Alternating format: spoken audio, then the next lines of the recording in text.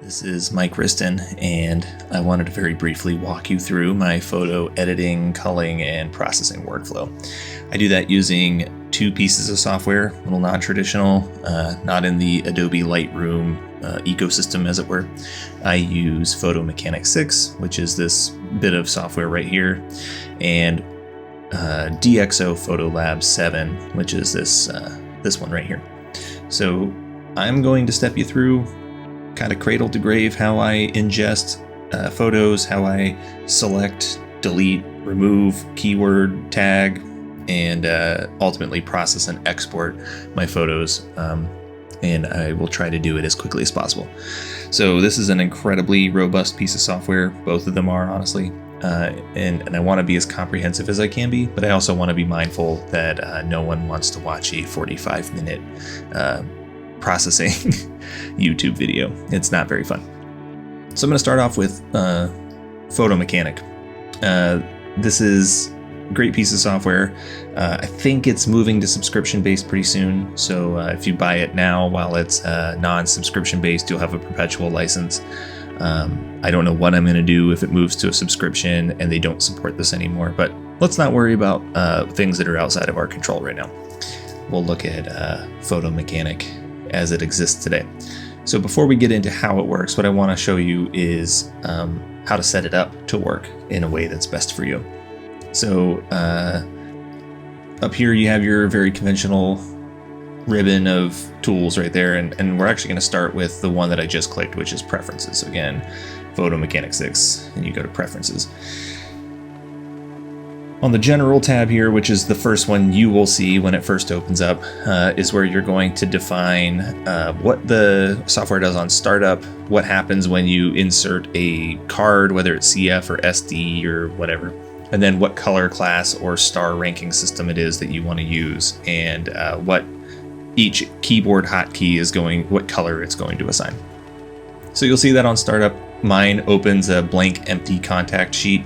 So if I were to open Photo Mechanic fresh, it wouldn't display any images. It would just show my photo library that I've imported over here and nothing in here. If I were to put an SD card into my SD card reader, it's going to bring up the ingest dialog. You can also set it to do nothing or open it as a contact sheet. But for me, if I put the SD card in, I'm ready to start ingesting those photos. So that's what I want it to do. Down here, you can choose the different color classes that you want to use when you rank your photos. For me, I like the Capture One set of color classes because it uses all 8 of them. But you can also go with Adobe Lightroom if that's what you're used to, or if you want to try out Photo Mechanics default. Totally your call, but for me, Capture One is what works best for me. Not only can you recolor these by clicking on them and picking a new color, you can also rename them if that's what you want to do, but I don't like customization too deeply. I just like picking what works and going with it. The next thing I want to go over is the contact sheet. This is just going to tell you're going to tell the software how it is that you want the contact sheet, which is this window over here, to appear, and what you want certain keyboard functions to do. So for me, I like to command click to single select or multiple select, and shift to extend the selection to everything within a range. But it's up to you. It's whatever you want it to do. The one thing I do like to turn off, though, which I think is on by default, is the sharpen thumbnails. I don't want the software applying any additional processing to the previews than it necessarily needs to, so I just turn that to off. In the files section, I tell it that when I delete a photo, I want it to send it straight to trash. I don't want it to just remove it out of the library here. I want it to go directly to trash. I don't want it anywhere on my hard drive except in the trash can. And I also tell it that if it is importing a file and it runs into a duplicate file name error, instead of prompting me every single time with what it should do, I just tell it append a letter where needed to make it distinct. So for me, I like the letter system.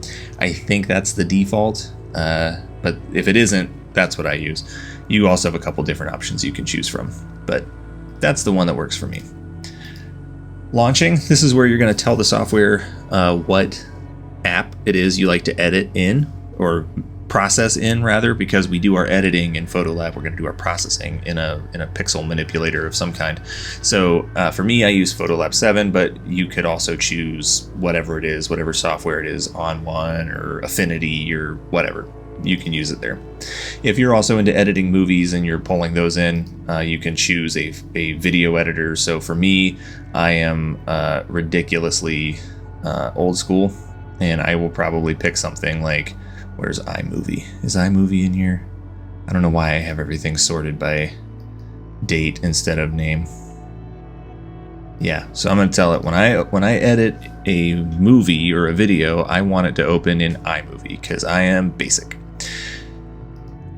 In the IPTC or XMP window, this is where you're going to tell it how it reads, writes, and exports metadata information. So I wanted all the XMP information embedded into the JPEG.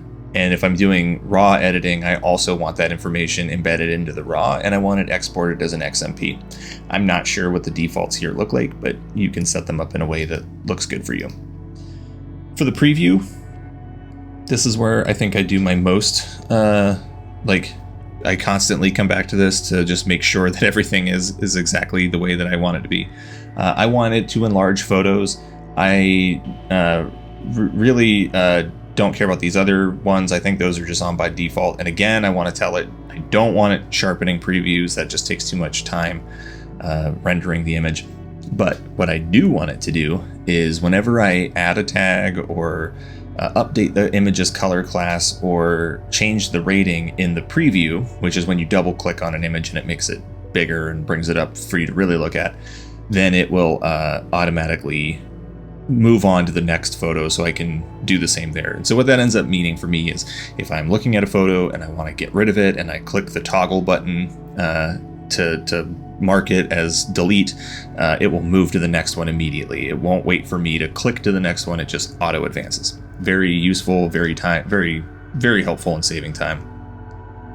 In caching and render caching, I think those are pretty standard. I'm not going to waste your time talking about those. But in color management, this is where you're going to define what color rendering profile you use.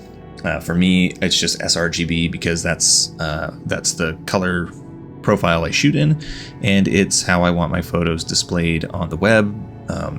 You can set it to embed that ICC profile into any JPEG during copy or ingest. If you want to do that, totally up to you.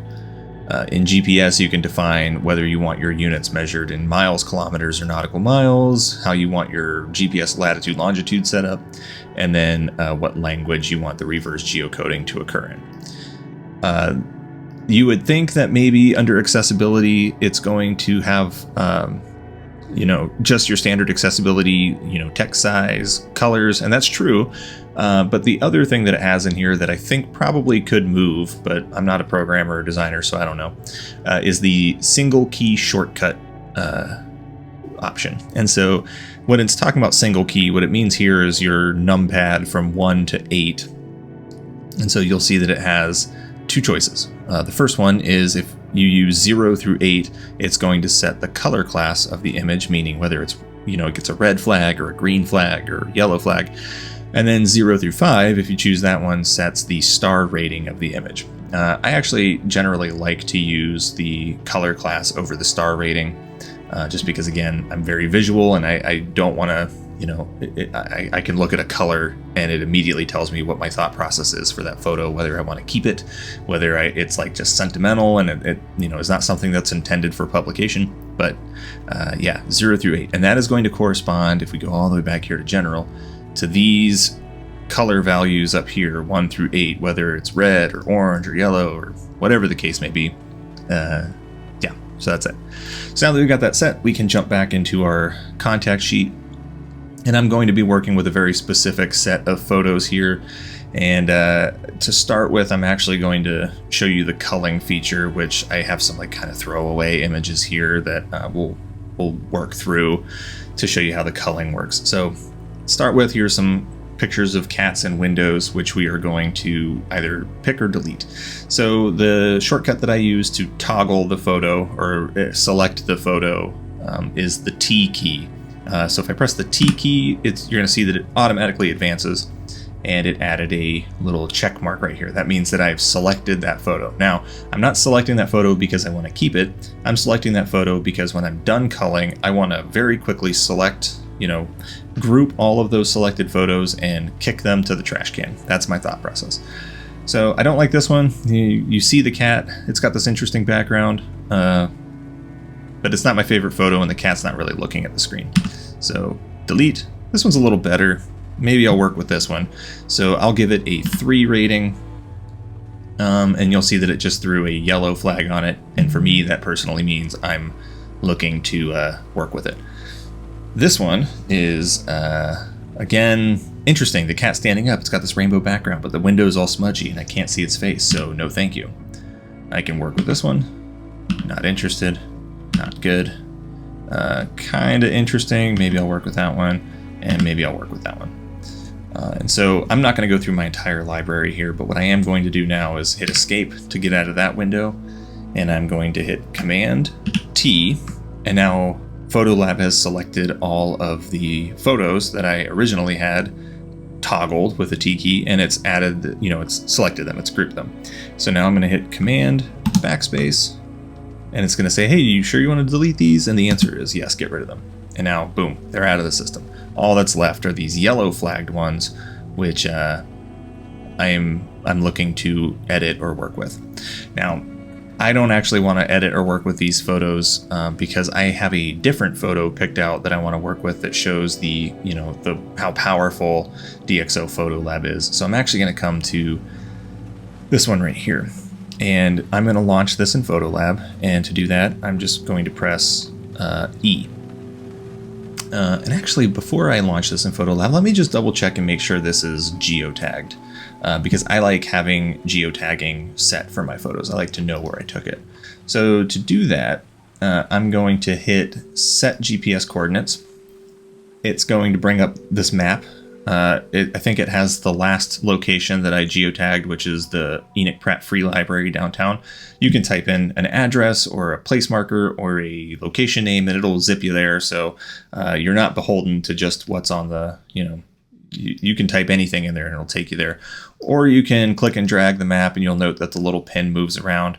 Or you can click and drag the pin and move it around, and it will, you can drop it wherever.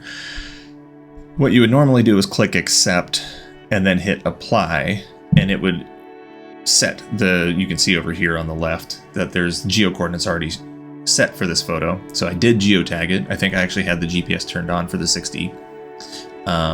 So what I'm going to do is, instead of setting it, I want to see where I took it. So I'm going to hit show on map. And it's going to bring me to this location, which was this liquor store here on the corner of B&G's. These two, there's a gentleman sitting out front that caught my eye, and I wanted to take his photo. So I walked up and said, hey man, I like the way you look sitting in front of the store. You mind if I get this shot of you? And he obliged. And as you'll see in the next set of photos, it kind of turned into an interesting interaction. So I would, click and drag it right here. If you really want to get down to the nitty gritty, you can hit the satellite view, and it'll bring up, the 3-dimensional view, and you can zoom way in.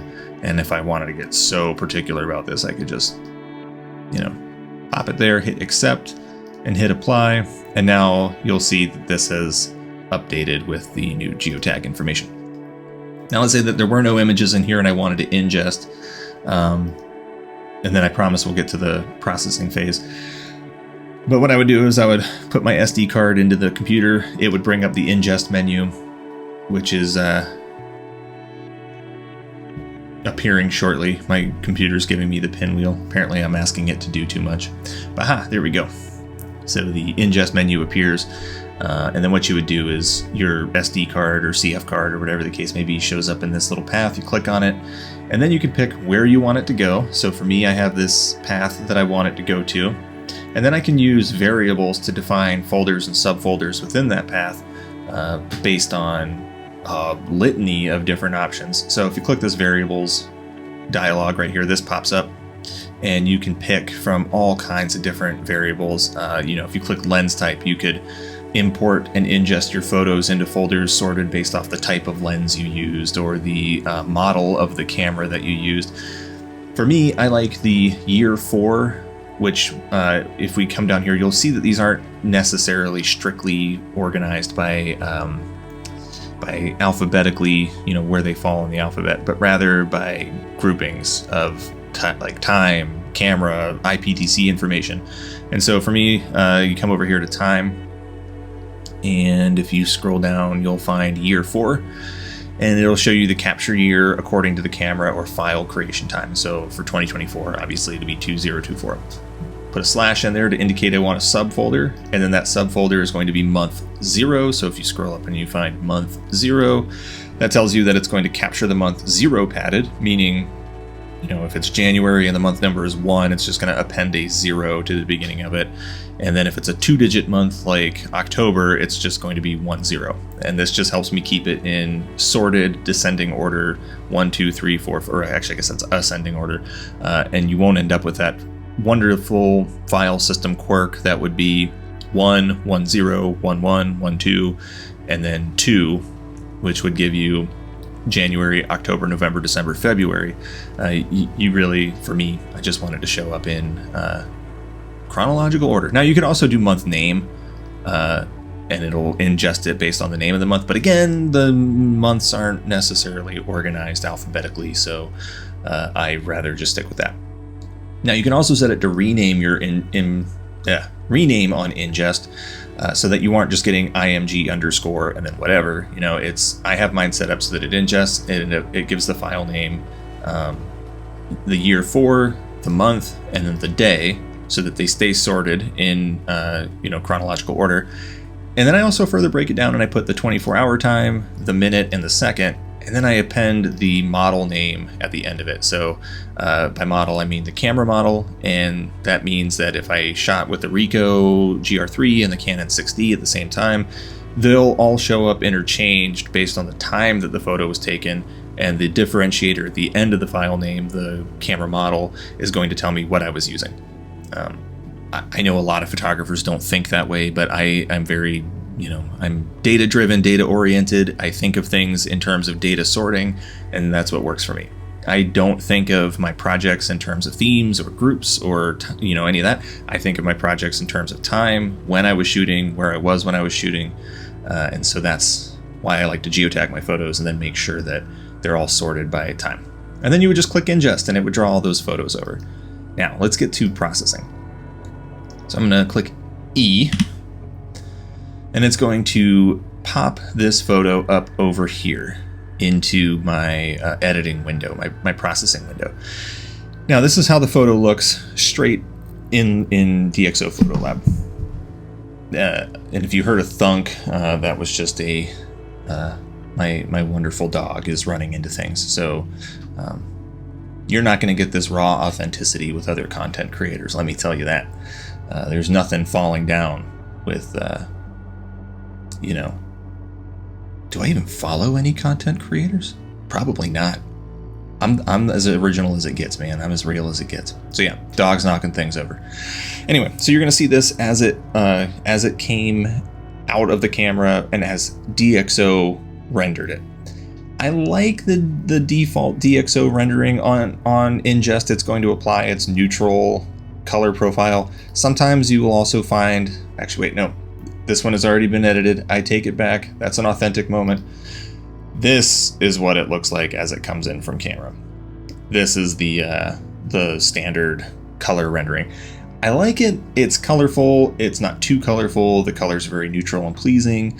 But what I don't like about it, the thing that just irks me about DxO's neutral color rendering, is it really pushes natural red hard towards magenta, and sometimes even further towards pink. And I find that it is not very pleasing, especially with night photos with cars driving through. I want those colors to be realistic to how I remember them and not how the computer assumes they should be. And so I don't use the neutral color rendering. You could use the camera profile which for the 60 looks a little something like this. But I think DxO's native rendering goes a little too hard on contrast and color tonality. My 6D files do not look this yellow, and they don't look this contrasty. They look a little more natural than this. And I actually think that Adobe did a really good job with their, and I'm going to use Canon in particular here, with their Canon color matching profiles. So what I actually did is I went into my application support folder and sorted through to the camera raw. I went to the camera profiles drive and then drew out all the camera color profiles that I wanted and imported them into DxO Photolab. So you can do that actually by going to the DCP profile dropdown. And one of the last ones I used was the Ricoh GR3 Camera Soft Monotone rendering. But if you come down here to the Import DCP profile and you click that, I'm going to back it up to my DCP folder. We're going to click here, and I have a whole bunch of them saved. Some of them are the color fidelity profiles.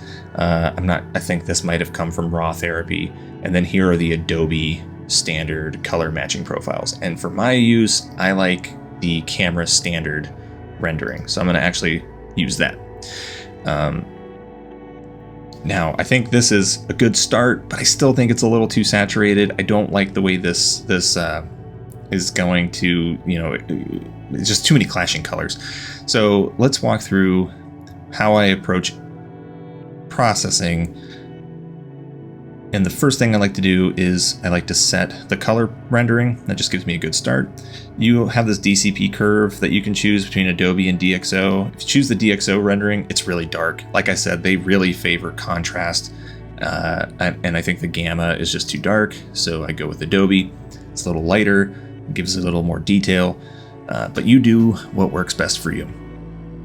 And before we move on and process using any more of those tools, I actually just want to jump back and work from left to right on these tabs up here. Now, the exposure button here is usually set to 0. You'll see it's pretty dark. And I want to make sure I actually don't have any control points set before we go any further. So I'm going to turn those off. And so yeah, this is a stock image. This is just how this image is going to look as it comes into the camera, or as it comes from the camera into the software. I think it's too dark, so I'm just going to move this a little further right, maybe about here. You can also go and pick from a couple different weighting modes. You could do center weighted average, and it's going to take the best guess based on whatever's in the center of the frame. You can do highlight priority, and it's going to set the exposure based on the brightest parts. You can do that from slight to strong, and you'll see that it gets really dark, so it's really favoring the exposure of these bright parts here. But I don't think any of them necessarily work very well for this photo because it has so many contrasting elements. Center weighted doesn't lend enough exposure to the gentleman sitting on the step here. Highlight weighted really darkens everything else in favor of the sign, and I want a blend of everything. So I'm actually just going to manually set this. I want to lighten everything in the scene, and I think right about here is going to do it. Now the next thing I have set up is the DxO Smart Lighting feature. Smart Lighting is a way to automatically set the color, not the color tonality, but the light tonality from blacks to whites and everything in between. Now, I think this is an incredibly powerful tool, and sometimes it can be a little too powerful. So I like to set it to slight to start with, but if you were to go to strong, you'll see that it really is trying to balance everything in the scene. It's bringing out all of the shadow detail. Honestly, you could probably step back the exposure after doing that and bring that back down closer to 0 and end up with a pretty pleasing image. This doesn't work for all photos, so sometimes you might have to turn it off, and this is what it looks like when you turn it off. This is what it looks like with slight, so you see that it's only giving a little bit of a boost to the darkest and brightest parts of the image. And I'm going to bring this back up to where I was happy with it. Now, I don't like DxO's selective toning. I think it provides some really wonky results. Like if I bring the shadows up, it does not do what I would expect it to do in Lightroom, which is only affect the shadows. Instead, it does things on a curve, and so in lifting the shadows, it also lifts some of my midtones and highlights, and I definitely don't want it to do that. And then if you were to adjust the black level, you'll see that it really, after, not even moving it halfway, really drags everything down to the darkest side of the color curve there, or the tone curve there. And I'm not sure, this is my guess, I think that it's doing this in lab color space. It is not doing it in CMYK. I could be wrong. I don't know. I don't think it's even doing it in RGB. I really think it's in lab, because in messing with these, I don't see a lot of shift in color. I only see a lot of shift in tonality. But whatever, to each their own. If you find that this is useful, by all means go for it. But for my RAWs, it doesn't work. Now there's this Clearview Plus option, this tool right here, which is really close to Adobe's Dehaze tool. It's really cool. It gets really ugly really fast. I think I have it set to 10, and honestly, by the time I'm done, I actually end up going right around 5. But if you were to crank this thing up, you get this really lovely 2006 era HDR looking creative tone image that is wildly unnatural. Full of texture though, but wildly unnatural.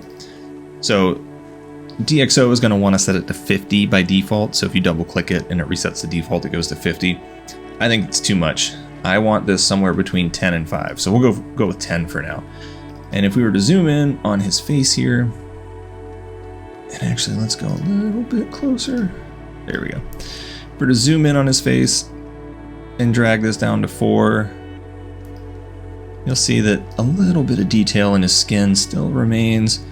But if you drag it up, now you're going to see that it's really affecting the fine details in his features here, the micro details rather. And I think 16 is too much. I'm all about making very micro changes that only I'm really going to see, because I think that's, if I'm happy at the micro level, I don't expect anyone else to pixel peep my images, but for me, I really like to make sure that the micro details are good to go. Now, the contrast, for the Canon standard profile, I don't mess too much with the contrast slider. I think it's fine as is. Micro contrast and fine contrast are interesting though. You don't get the fine contrast slider unless you've bought into the, what is it called? Film Pack 7, which I don't use the film emulations. I just use the fine contrast slider and sometimes the grain.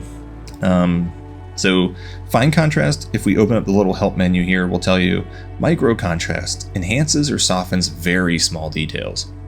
Good for textured images or to compensate for a lack of sharpness. And then if you have Film Pack 5 or higher, you get this fine contrast. It softens medium-sized details or, enhances them depending on how you're scrolling it left or right. It gives a softer effect, better for portraits. Then you get into this, if you click the advanced settings, the contrast and highlights, midtones, and shadows. These are dark magic to me. I don't understand these. I know that if you go to the highlight one and you move it this way, you're going to see some clarity added in the highlights. That's cool, but it gets really out of hand really fast. So you can start seeing, if I move the midtone slider up, I'm getting a lot of midtone clarity, and it just looks really unnatural, very crunchy. I'm sure that I could use these to better effect if I took the time to learn them, but I don't want to take the time to learn them, and I'm happy enough just using the fine contrast and micro contrast sliders. Generally, right out of the gate, I'm happy with 10 as a default fine contrast, but let me show you down to the minutest level what this is doing. If I reset this to 0, you're probably not going to see a huge shift. It's probably very small, and again, just my picky way of injecting a little sharpness where I want it. But if you drag it this way, you very quickly begin to see a lot of softness and haloing. And if I go all the way to the left, it has this Vaseline smear over the image. Now, full disclosure, I did take this with a Black Pro Mist 1/8. Normally, that's not strong enough to show up in a daytime shot, except for in the highlights, it softens them a little bit. I don't like a very strong diffusion effect. I like just enough so that it, adds a little bit of glow in the highlights, but does nothing else to detail. If I reset this, boom, look at all that detail that came back. So there is a huge jump from 0 to 100. That is honestly, you probably wouldn't even need to buy a Pro Mist if you just wanted to move the fine contrast slider all the way over. But for me, let's go the opposite direction and let's see what it looks like when you add it in. And now you're seeing a lot of gritty detail added in that wasn't there before. Again, I think with DxO, a little bit goes a long way. You should probably never max these out, but I'm just going to bring this back down to about 10, which gives me just enough detail. I am very picky about always landing on a round number. I guess I'm superstitious.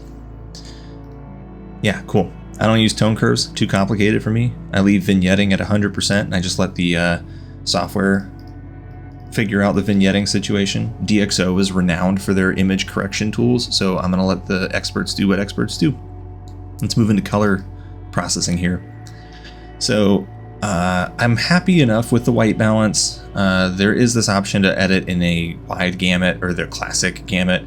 I by default just use wide gamut. DxO does a great job editing in this color space. You could go back to the classic. You'll notice that it affects the tonality of the image. Makes it a little less contrasty depending on the camera or the profile you're using. But yeah, wide gamut it is for me. That's what I like to use. Now, if you come down to the white balance, it's going to read whatever was in the raw file, but you can also drag and move around just like you can with any bog standard white balancing tool. And again, I'm happy enough with how the camera white balance this scene. I don't want to mess with it. Now, in the black and white and color rendering, we messed with this a little bit at the outset when I first set my color rendering profile. But there's a couple things you can do with this that are really interesting. So let's say that I'm not happy with any of these color profiles and I'm, just kind of searching around and seeing what works for me. Well, if I go back to that generic rendering, this is what neutral looks like. We've already talked about that.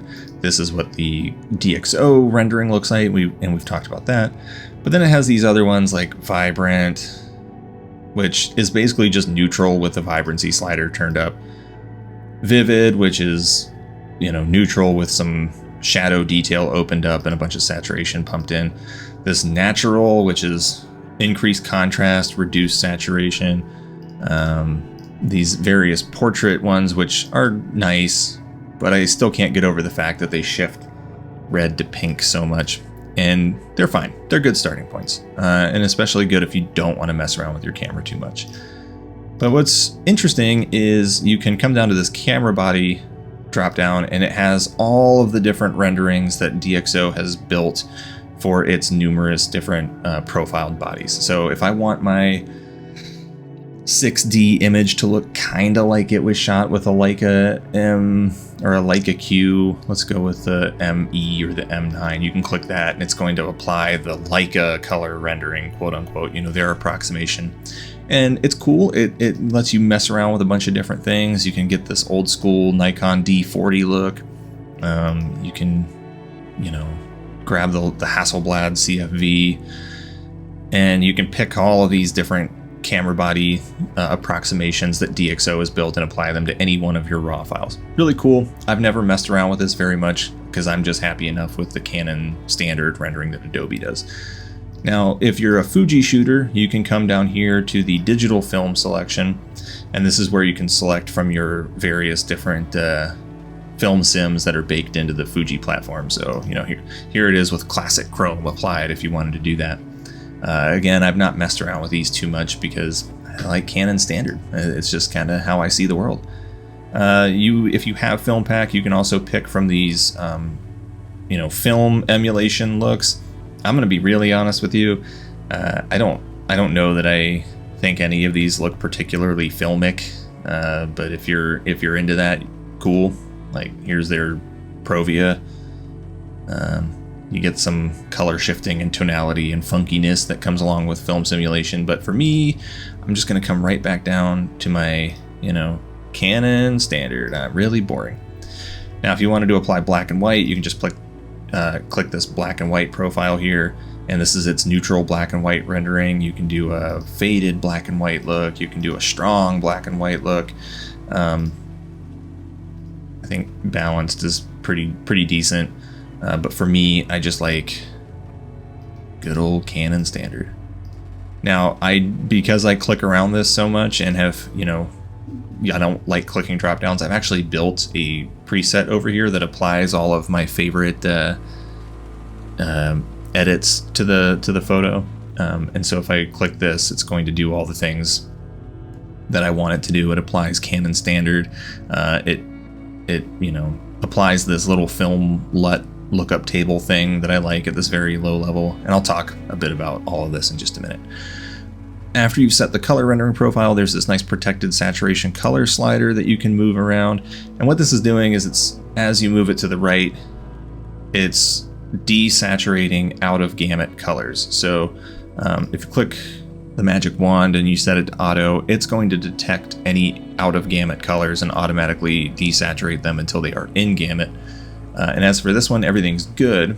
But if you slide it manually to the right, it's going to expand that algorithm just a little bit further and start desaturating everything that even comes close to out of gamut. And I don't want that, so I'm going to click it and it's going to jump back. For the LUT grading, I'm going to show you how much this is inconsequential and is really just a flavor for me.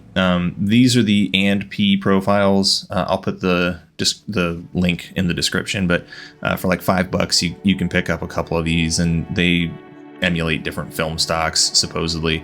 But what I like about them is the little bit of contrast and tonality that they add, and they don't do a whole bunch of color shifting. So this is the Provia 100 lookup table. If I were to drag this to 100%, it does a little much. It really pushes those highlights way out there and deepens the contrast, and not my jam. But if you read the instructions on their website, they recommend that you actually use these much lower. So this is it at 0 intensity, and if I bring it up to about where I had it before, which is like 30 or 35, it's not doing a whole bunch. Like, you can toggle this on and off. Not a lot of heavy lifting, but what it is doing is it's just adding a little bit of like creaminess into the highlights and bright portions that I wouldn't be able to do using available tools. It really helps to have a lookup table. This toning thing, this lets you do split toning if you want to do split toning. I don't like any sort of colorful split toning magic happening here, so I don't really click that. But if I come down to the HSL sliders and color wheel, this lets me adjust a bunch of different things. So bog standard, hue, saturation, and luminous sliders. But what is interesting about this is DxO has built the saturation and vibrancy sliders, the like global saturation and vibrancy, directly into this. So you go to the all channel button, you got saturation here, vibrancy here. I don't like how saturated this is right out the gate, so I'm actually going to set this back to -10. It just takes a little bit of the edge off, and then I do want to add just apparently if you click the up and down keys, it edits that too. And I do like to add just a little bit of vibrancy in, and just enough that it kind of restores a little bit of the magic, the je ne sais quoi in the, and that was my terrible French. That's Baltimore French. It just adds a little bit of color back into the desaturated spots without really overdoing it. And then the color channel mixer down here is if you're using black and white filters and you want to like mess with the tonality and the red channels and such, but I'm not doing that, so I'm not messing with that. Each of these are going to be to your taste and dependent on the color rendering that you're using. I move this just a little bit to move the red away from orange. I like to shift the yellows a little closer to orange and make them a little less clinical. I like to desaturate greens in Canon standard because I think they can be a bit much. I like blue, so I pop the blues a little bit for skies, and I think digital blues tend to err on the side of purple, so I like to move them back towards cyan. And purple, I like to move away from purple and move to blue again for the same reason, but ultimately these don't make a huge difference. These are all just like little flavor, it's like adding salt. You don't want to add too much. If you go overboard, it's going to ruin the whole thing. So those are my little tiny quote-unquote fixes that I do to just give it the look that I like. And then under soft proofing, if I were preparing this for print, I could come down here and turn on soft proofing, and here's my ICC profile for web, so it's sRGB. But let's say that I'm going to print this on Fuji luster paper. I can soft proof it and get a feel for how it's going to look. And it also has this kind of fun, simulate paper and ink, giving it that faded look as it would appear on page. But you can turn on soft proofing and then go back and mess with your edits a little bit to make sure that it looks the way that you want it to. So that's fun. That's good. Now this is really where you can get lost in the details, and that, pun, it's the detail tab. Man, there's so much that we could spend time on in here, and I've already broken my promise to keep this under 45 minutes. Promise is broke. Let's spend time. You're already here. If you want to get up and go get a glass of water or some cookies or something, now's a good time to go do that. Just go press pause, grab some cookies, or like a meatball sandwich or something, and then come back. But yeah, here's the detail tab. Let's run through this thing. So you have the DxO denoising technologies, workflow right here. You would think that this is just noise removal, and it does do denoising, right? Let's not get it mixed. This is a denoising tool, but dprime and prime and dprime XD actually do a little bit more than denoising. They're actually the demosaicing engine for the raw file. And none of your changes that you're going to make in here are going to show up on the main window here. They will only appear in this little micro window because of the intensity of the changes and how GPU dependent they are. So what I like to do is I just grab a slice of the image that I think is going to be most noticeable, or that I really want to look at to make sure I'm not overdoing it. And let me walk you through each of these different demosaicing, denoising engines. High quality is exactly the kind of denoising you would expect in a piece of software like Lightroom or Capture One. It's not doing any machine learning denoising. It is strictly focusing on apparent, you can actually click this and it'll tell you. For high quality, it's just quick and efficient. The algorithm just runs through and does very efficient denoising. Prime, which was the next evolution of their denoising algorithm, is incredibly high quality, very useful with high sensitivity images. So if you've got that thing cranked up to like 25,000 ISO and you've got a lot of digital noise, Prime is incredibly powerful, but it tells you it can only be viewed in the magnifier, and it increases export time significantly. So like this is, I think that with all of our different denoising engines, a little bit goes a really long way to avoid artifacting or artificiality. But let's click on Prime, and it's going to spin and spin and spin. And when it's done rendering, you're not going to see much of a difference. Because I shot this at ISO 100, there isn't a lot of digital noise to begin with, so it doesn't have a lot to remove. Where you run into issues of artificiality is when you really start cranking this thing up. So if you drag this sucker all the way to 100, at least on my screen, I don't know how this looks for you unless you're viewing in full screen and leaning way in. His skin looks over smooth, very plasticky, not at all real. It is not a pleasing rendering of the noise and the texture. So for me on import, I actually like this set all the way back at like 5, especially if I'm shooting daytime at low ISOs. The only time I really mess with this thing, and I have a profile set up for it, or a what do you want to call it, a preset set up for it, is when I'm shooting handheld in incredibly high ISO settings. So if it's dark outside and I am shooting above ISO 10,000, I will use this dprime XD technology, which I'll cover in just a minute. But by default, I import all of my photos with dprime, the ultimate quality by machine learning. This does have some machine learning elements to it. I wouldn't call it AI per se, but it just learns the noise algorithm of your photo and reduces the effect of it. And it is very efficient. It is incredibly natural looking.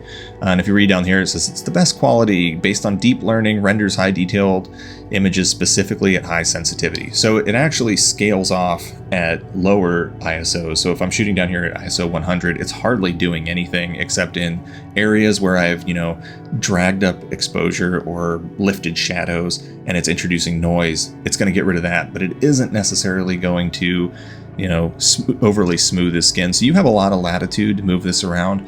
I would say anything under 30 looks very natural. And then once you get above 30, it can start to look a little plasticky. You have the dead pixel removal. I leave that at standard. And then the force details, if you start moving this to the right, you'll see here in just a second, once it finishes rendering, it attempts to artificially add some sharpness in areas where there was maybe some softness. And that's all well and good, but it will overly sharpen and add some weird artificiality to elements that you don't want it to, especially in out of focus areas. So I like to just leave this at 0. I don't want it creating any artificial detail. Now, if you pull it the other way, it's basically going to add or lessen the amount of its demosaicing and denoising, and that also looks pretty artificial in the other way. And then D Prime XD is essentially like their most powerful version, which produces enhanced details. It really gets into the realm of artificiality. Like, let's put this, a little bit closer to what it assumes default is. And it takes forever. It's really slow. It's doing a lot of machine learning and algorithmic analysis of the image. And I think that it adds some texture that doesn't exist. And I think sometimes, especially in fine detailed areas, like in his lips and his mustache, sometimes you'll get this like weird, like that doesn't look natural or real, and it's because it's not. It's inventing a texture, or it's inventing detail or information that wasn't originally there. So I don't use this one too much unless I'm really having to like push the sensor to its limits. For me, D Prime at about 5 is good enough. All right. Lens softness correction. This is really like a powerful sharpening tool. I think bog standard sharpening, which I think is +1, you'll see that it really, really sharpens. I mean, very successfully sharpens this image. But I think that in the end product, for me, I am not all about fine detail. I don't want to see every hair on a person's head. I don't want to see every like bit of texture to a person's skin. I generally end up setting this anywhere from like -1 to -2. So we'll meet in the middle and we'll say 1.5. And you'll see that if I were to turn it all the way off, it gets really sharp or really soft. If I turn it on at -1.5, it does sharpen, but it doesn't sharpen everything. And if I put this at 0, there is a good level of sharpness, but not nearly as much as if I had gone with their standard of 1. So actually for this one, I didn't quite nail focus, and I was shooting at about f1.8, so yeah, 0 will do it.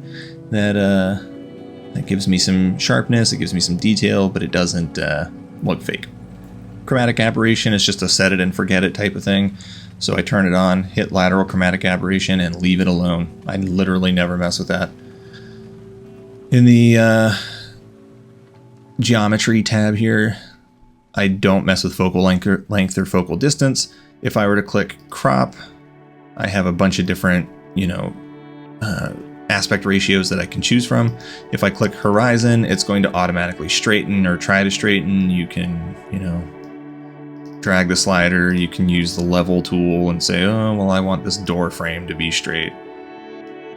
And it'll do its best. But I think it was good enough as it was, so I'm just going to leave it alone.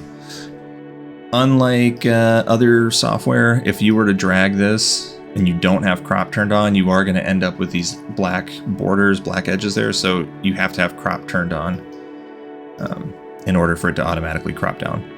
Distortion. I think DxO has the best non-distortioning or anti-undistortioning, whatever you want to call it, engine that there is. Image correction. It's great. So this is it with it off. This is it with it on, and I was shooting with a Sigma 35mm f1.4, which doesn't have a lot of barrel distortion, or at least it's not very noticeable to me, but I do think that it does a great job of, correcting any distortion that is there without looking totally unnatural. And then this perspective tool, I don't use too much, but if you are in the business of like real estate photography or architectural photography and you want all of your lines to be straight, you can turn this on. And make sure you turn crop on, and it's going to try to make everything appear as if it is on the same vertical or horizontal plane. You can also mess around a bit with, different. You can see where it's kind of guessed where your pure verticals are. If you hit apply, it's going to readjust the image from there. But that's a little too fancy for me. I don't like that too much, so I just turn it off. Go away. And then under FX, this is if you have like a desire to add any sort of effects. Now, I like to add a little bit of grain to my image, not for digital display, more for printing. It gives a little texture to the image when it's on paper. I have it set to large format, Ilford FP4 plus 125. I don't know if this is what Ilford FP4 plus 125 grain actually look like. I never paid much attention to it, but I do find that when I print it, it's not noticeable on the screen, but it does add a little bit of a flavor to the printed image. And I had vignetting turned on elsewhere in the lighting tab, all the way down here. It removed all vignetting, but I actually do like a little bit of darkness in the corners, and so I use creative vignetting, and this just ensures that, you know, the vignetting is still there. Even if I crop this down, there's still a little bit of vignetting around the edges, and I just set that to like -10. If I turn it off, you really couldn't notice anything drastic, but there is just enough there that it gives it a sense of realism. Yeah. Now, I have this gentleman here, and there's this guy in the background, and let's just say that I really want to bring some detail up on him. I want to see this guy. I could dodge and, you know, burn and do all that fun stuff, but DxO has some really fascinating control point tools that you can use, and I'm going to go over just a couple of them. So you have this automatic brush painter, and if I paint over this gentleman here, it's going to automatically attempt to just locate anything that's in there, in that brush. Now, it's kind of cool. It isn't always the best, but if I drag the exposure up, you're going to see that it's just going to drag the exposure on the gentleman.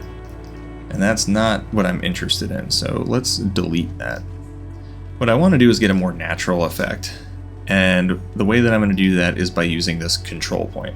So I'm going to pick, let's just say, his face, and I don't want to just raise the exposure on him and have all the rest of this detail stay the same. I want to kind of naturally bring the exposure up and raise the information level back here. So I can click on him, I can click up here, and then if I start to drag the exposure up, you'll see that it's bringing all of this in.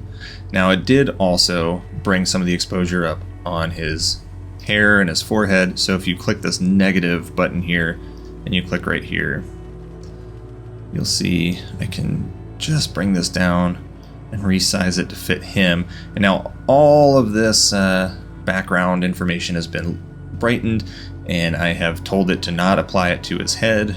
I think it you know, you can move this around.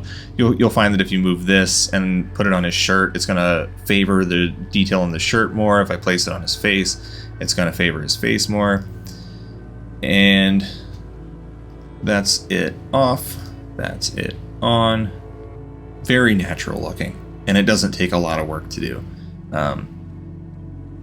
In practice, what this looks like when I'm editing a photo, like if I were to do this, I'm going to show you exactly how quickly this goes without going through all of these steps, because I've saved everything that I do as a preset. We're just going to take this photo here, and this is exactly how long as I spend on an image. So this is it at ingest. I don't like it. Actually, let me turn these off real quick. Boom. All right, I've ingested my photo. I don't like it. It has it's too dark, too contrasty. I'm going to apply my Canon preset, which does all of the little things that I showed you earlier. I'm going to bring my exposure slider up. I'm going to come over here to this sucker right here. I'm going to add a mask on him, and I'm going to bring the exposure up. I'm going to bring this out just a little bit to make sure it captures all that I want it to. I don't want it applied to this gentleman's head, so I'm going to do that. And then I want to add a new control point. This time, I want to apply it to these signs here, and I just want to bring the exposure in the other direction, And then I'm going to use micro contrast or Clearview Plus to bring out a little bit of detail, but not too much. And I think I just want a little bit more exposure. And now I can click the compare button. That's what it looked like at ingest. That's what it looks like at export. You can also click this and drag this little slider, and that was ingest. This is now. Very quick, incredibly powerful. Photo, I spend no more than 3 or 4 minutes editing or processing my photos. When I'm done, I just click export.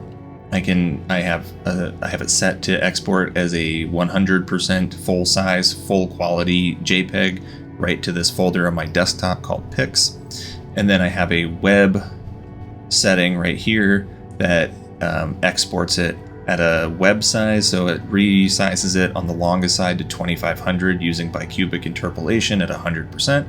It appends this like DxO web suffix right there, and it places it within this folder.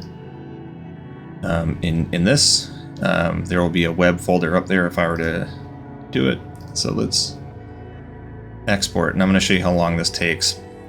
It is going to take a little bit of time because the D-prime denoising is a little CPU, GPU intensive. Let's just wait for it. Let's do none. And let's just see what happens. Actually, wait, let's do date modified. So you can see down here, there's a little bar moving. And if I click on that, it's going to tell us that it exported this image in 22 seconds. Now that might seem a little long if you're used to instantaneous exports from Lightroom or Capture One, but it really is worth it for the amount of fine detail and denoising that goes into it. And so here's what this looks like all the way up, and you can zoom in. And it's just this really, like, you can see the grain pattern when you're at like 200 or 300%. You're not going to notice it when you zoom all the way out. And then just to show you how much information is baked into this, if I bring up the inspector, this is a 20 megabyte JPEG. Pretty big. So it's got a lot of information in there, especially good if you're printing. A ton of detail. In comparison, if I go into my web folder here, here it is at 2500 pixels. And if I bring up, oh, it would help if I clicked on it. It's still, even at web quality, it's a 5 megabyte JPEG. So not too shabby. That's my process. That's how it works. If you've got any questions, feel free to email me at michael.riston@gmail.com or drop a comment in the comments. And I'll post that link to the lookup tables if you want to pick them up. I like the Provia one. It's really the only one you need. But if you're into more, adventurous looks, check them out. But yeah, thanks so much for sitting through this whole thing. Bye-bye.